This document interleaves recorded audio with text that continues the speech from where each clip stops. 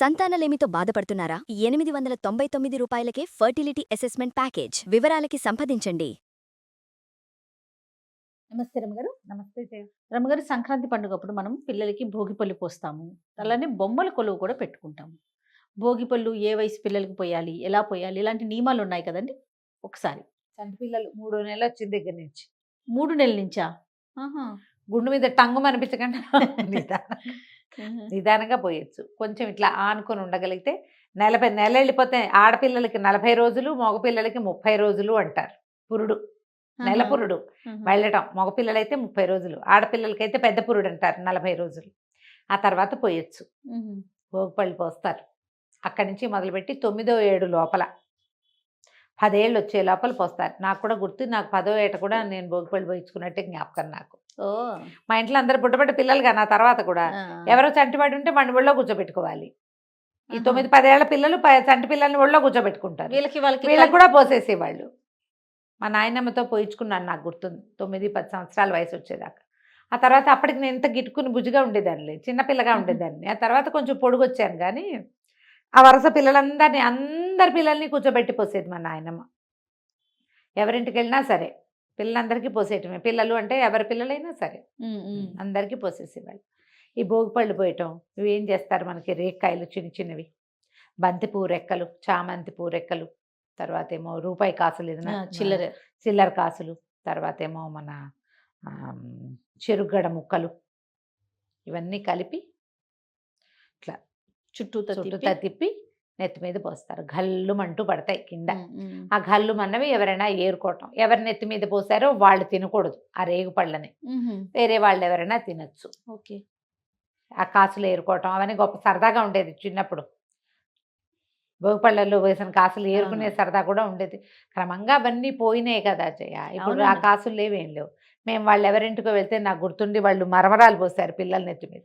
నేను చూసాను రమ్మగారు, రేగిపళ్ళలో మరమరాలు కలిపి పోయటం. మరమరాలు, రూపాయి కాసులు ఏవో పోసారు, అన్నీ కలిపి వస్తారు. మేము అవే పోస్తున్నారు. బోడలు పోయటం అంటారు. శనగలు, రేకాయలు, బంతిపూలు కలిపి పోసారు ఒక చోట. శనగలు కూడా కలుపుతారు అందులో, అవి కూడా కలుపుతారు.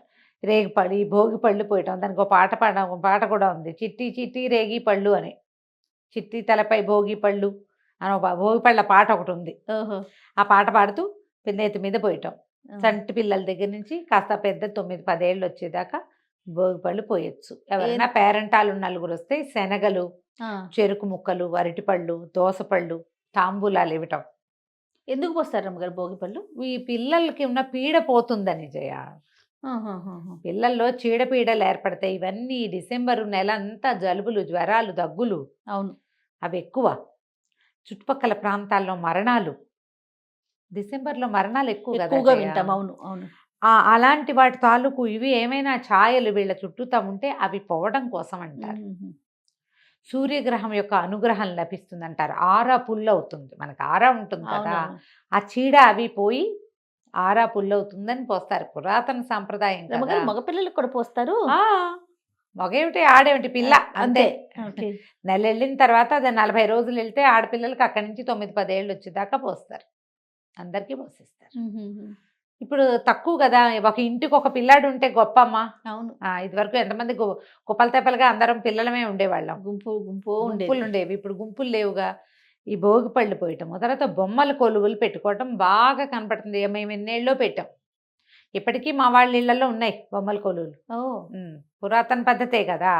ఈ బొమ్మల కొలువులకి ఏంటంటే మనం ఎప్పటి నుంచో ఉన్న బొమ్మలు కాకుండా కొత్త బొమ్మలు, ఏటా కొత్త బొమ్మ కొనాలని ఒకటి.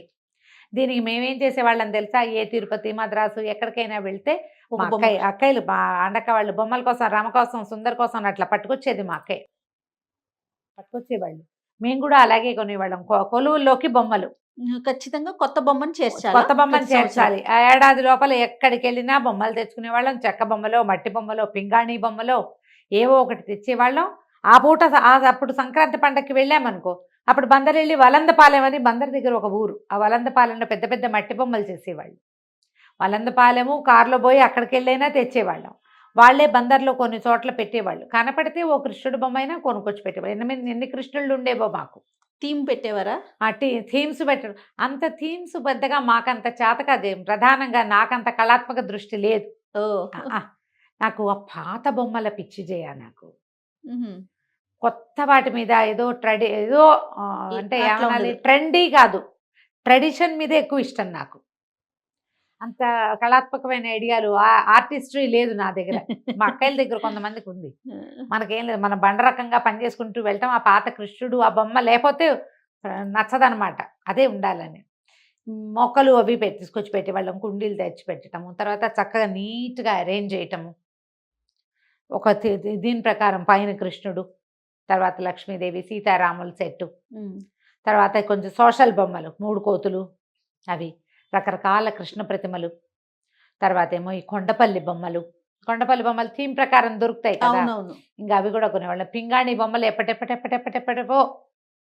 అసలు మాకు మా చిన్నక్కయ్య, మా రెండోక్కయ్య మద్రాసు ఇచ్చారు. తర్వాత వాళ్ళు ఇక్కడే ఉన్నా కూడా మద్రాసు బొమ్మలు బోల్డ్ ఉండేవి మా దగ్గర. ఓహో. ఏటా మా అక్కయ్య వెళ్ళొచ్చేది చెన్నై అప్పట్లో. పిల్లల్ని తీసుకుని వెళ్ళేది, వచ్చేటప్పుడు తనకి బొమ్మలు తెచ్చుకునేది, మాకు కూడా తెచ్చేది. ఇంట్లో కూడా అక్కయ్య వాళ్ళకి కొలువు ఉండేది. మా పెద్దక్కయ్య కొలువు, ఆండక్కయ్య కొలువు, విద్యక్కయ్య కొలువు, మా జయక్క వాళ్ళది, ఎవరివి వాళ్ళవి కొలువులు. మా ఊళ్ళో ఏమో రంగపెద్ద గారింట్లో బొమ్మలు, రావంజం పెద్దనాన్న గారింట్లో బొమ్మలు, రంగపెద్దనాన్న గారింట్లో బొమ్మలు, అట్లా అందరి ఇళ్లలో బొమ్మలు. బొమ్మల్లో గుమ్మడికాయలు, దోసపళ్ళు పెట్టడం కూడా పద్ధతిగా ఉండేది. మళ్ళీ పాటలు పాడడం, పేరెంటాలు చేయటం, తప్పకుండా బొమ్మలకి పేరెంటం చేసేవాళ్ళం మేము. ఇప్పుడు నేను కూడా బొమ్మల కొలువు పేరెంటాలకు వెళ్తాను. ఊళ్ళో ఉండట్లా, ప్రతి సంక్రాంతికి నేను ఏదో ఒక ట్రిప్ వెళ్ళిపోతున్నా, అందుకని కొలువు పేరెంటాలకు పెద్దగా వెళ్ళలేకపోతున్నాను. కానీ ఇక్కడ హైదరాబాద్లో వెళ్తారా? పిలుపులు ఉన్నాయి, ఇక్కడి నుంచి కూడా పిలుపులు ఉన్నాయి. ఈ కొలువులు పెట్టటము, ఈ కొలువు పెట్టినప్పుడు అందులో గౌరీదేవిని పెట్టుకుంటాను జయ. గౌరీ మాకు ఇట్లా నిలువుగా చేసే అలవాటు. గౌరీని పెట్టడం, పొద్దున బొమ్మలు పెట్టాక గౌరీదేవిని చేసి పెట్టడం, గౌరీదేవికి దీపారాధన, ఆమెకు తాంబూలం సమర్పించడం, రోజు ఖచ్చితంగా 2 పూట్ల ఏదైనా నివేదన చేసి పెట్టాలి తప్పకుండా.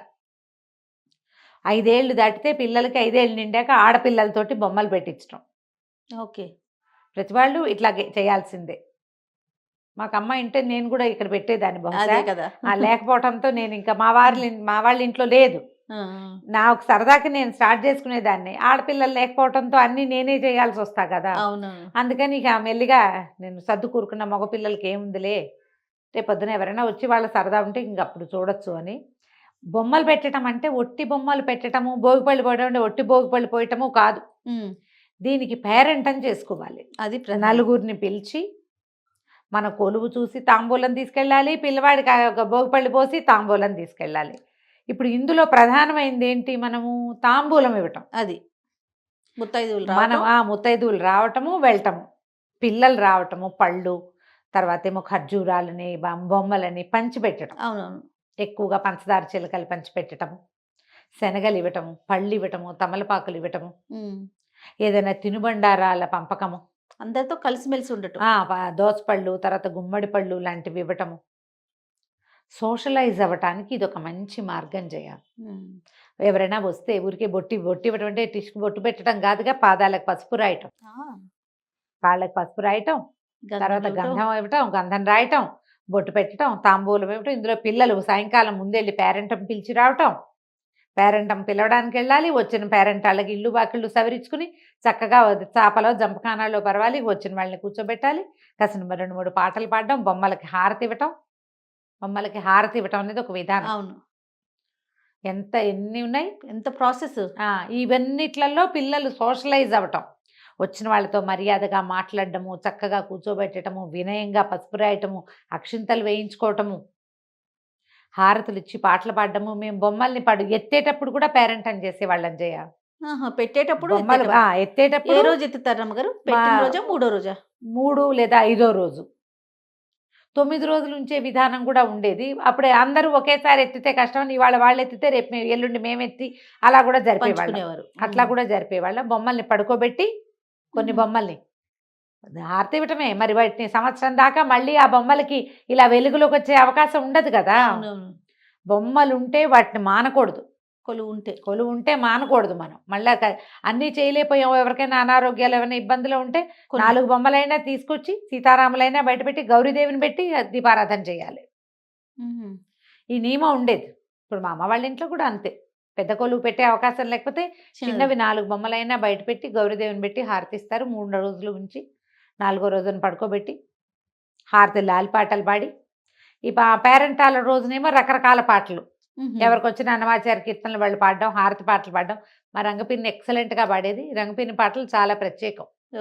రంగపిన్ని నోరెండిపోయే పాట పాడు, రంగా నీకిదే మంగళం పాడని వేరు వేరు పాటలు పాడించేవాళ్ళు. మేమందరం కూడా పాటలు పాడేవాళ్ళు. హారతి ఇవ్వటం తప్పకుండా. దీనివల్ల ఏంటంటే సంవత్సరంలో కొన్ని రోజులు విధానంగా మనం ప్రజలతో కలుస్తాం. అంతేగా. కొన్ని ప్రత్యేకమైన పద్ధతుల్ని పాటించడం వల్ల ఏంటంటే ఈ సంస్కృతి, ఈ విధానము ఎక్కడికి పోకండి. పెద్ద దాన ప్రక్రియ చేయొద్దు, తాంబూలాలేగా అంతే. ఇది కూడా మంచిదేగా. ఉన్నంత మటుకు 10 ఇళ్ళే 8 ఇళ్ళే ఉన్నాయి.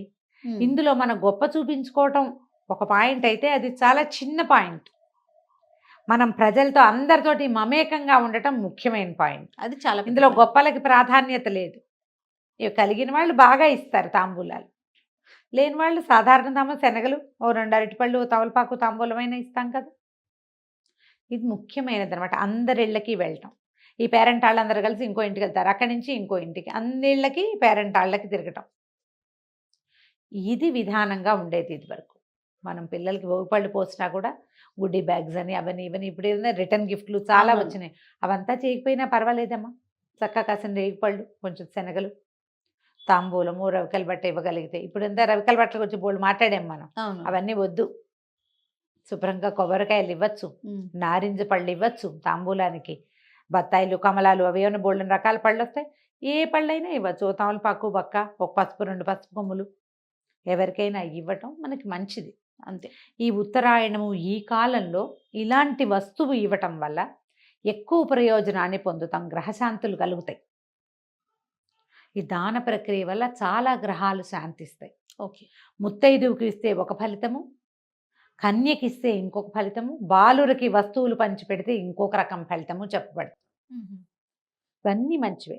ఇవి పెళ్లి కాని పిల్లలకి మంచిది, చిన్న పిల్లలకి మంచిది, ముత్తైదులకి 5వ తనం వృద్ధి అవుతుంది, చిన్నపిల్లలకి ఇస్తే కనుక ఆయుర్వృద్ధి. అందుకని ఈ విధానం ఇది వరకటి నుంచి ఉండేది. ఎంత మటుకు చేస్తున్నామో ఇప్పుడు చేయగలిగినంత చేసుకోవచ్చు కదా. అంతే. సరదాగా ఉంటే మన ఇంట్లో 4 బొమ్మలు చక్కగా డిస్ప్లే లాగా పెట్టి, ఓ చిన్న థీమ్ ఏదైనా పెట్టి పిలుచుకోవచ్చు చేసుకోవచ్చు. చక్కగా. 4 పేరెంటాలు 10-15 మంది మన ఇంటికి వస్తారు. దానికోసం అని మనం ఇల్లు వాకిళ్ళు శుభ్రంగా ఉంచుకుంటాం, మనం చక్కగా తయారవుతాం. అవును. దానికోసం ఇంట్లో టీం వర్క్ ఉంటుంది, అందరం కలిసి పనిచేయాలిగా. టీం వర్క్ కావాలి. ఇన్ని ప్రయోజనాలు ఉన్నాయి కాబట్టి పురాతన సాంప్రదాయాల్ని ముందుకు తీసుకెళ్దాం. అంతే. మన ఇంట్లో చిన్నపిల్లలు లేకపోతే భోగిపళ్ళు పోయొద్దు. ఉత్తరాయణానికి పేరెంటం చేసుకోండి చక్కగా. బొమ్మలుంటే పెట్టండి, లేకపోతే లేదు. కొలువుంటే మానేయకుండా పెట్టండి. అలా నిరమ్మ గారు బాగుంది కదా ఐడియా. చాలా బాగుందండి. నమస్తే. నమస్తే జీ.